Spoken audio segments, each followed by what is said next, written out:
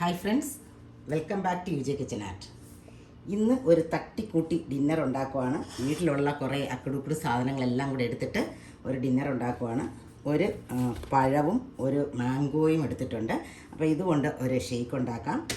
പിന്നെ കുറച്ച് പുഴുങ്ങിയ കടല ബാക്കിയുണ്ട്.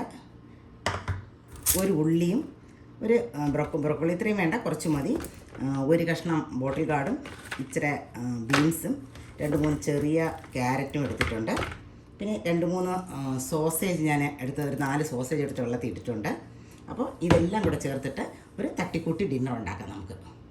ആദ്യം ഞാൻ ഈ വെജിറ്റബിൾസൊക്കെ ഒന്ന് നുറുക്കിയെടുത്ത് ഒന്ന് പുഴുങ്ങിയെടുക്കുവാണ്. ഞാൻ ആ വെജിറ്റബിളെല്ലാം നുറുക്കി കഴുകി എടുത്തിട്ടുണ്ട്. അതിന് ഞാൻ ഒരു പാനിലേക്ക് ഇട്ട് കൊടുക്കുവാണ്.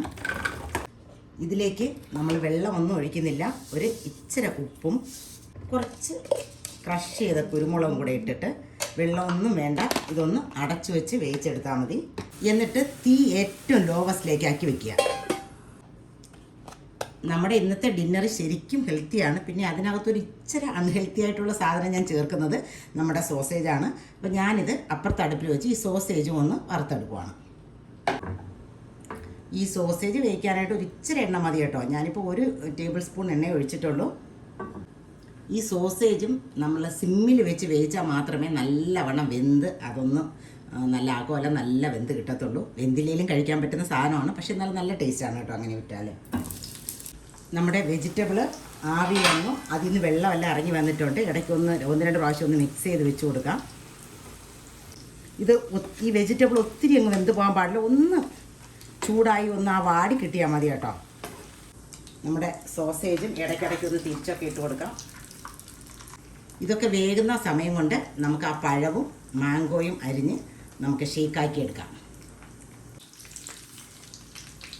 നമ്മുടെ വെജിറ്റബിളും ആയിട്ടുണ്ട്, സോസേജും ആയിട്ടുണ്ട്. അതെ, ഇത്രയും ഒന്ന് വെന്ത് കിട്ടിയാൽ മതി. ഈ സോസേജ് നല്ലവണ്ണം വെന്ത് കഴിയുമ്പോഴത്തേക്ക് ഇതിങ്ങനെ വെടിച്ചിങ്ങനെ വരും കേട്ടോ. അന്നേരം ആ നല്ലവണ്ണം സോഫ്റ്റായി കിട്ടുന്നത്. അപ്പോൾ നമ്മുടെ ഡിന്നർ റെഡി ആയിട്ടുണ്ട്. നമുക്കിനി ഒന്ന് സെർവ് ചെയ്യാം. ആദ്യം ഞാൻ ആ ജ്യൂസ് ഒഴിക്കുവാണ്.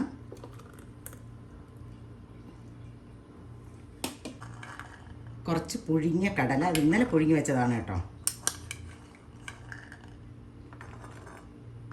ഇനി നമ്മൾ വേവിച്ച് വെച്ചേക്കുന്ന വെജിറ്റബിള്,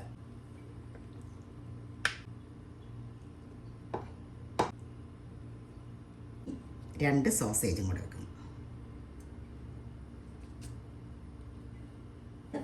അപ്പോൾ നമ്മുടെ സിമ്പിൾ തട്ടിക്കൂട്ട് ഡിന്നർ റെഡി ആയിട്ടുണ്ട്. Okay, by.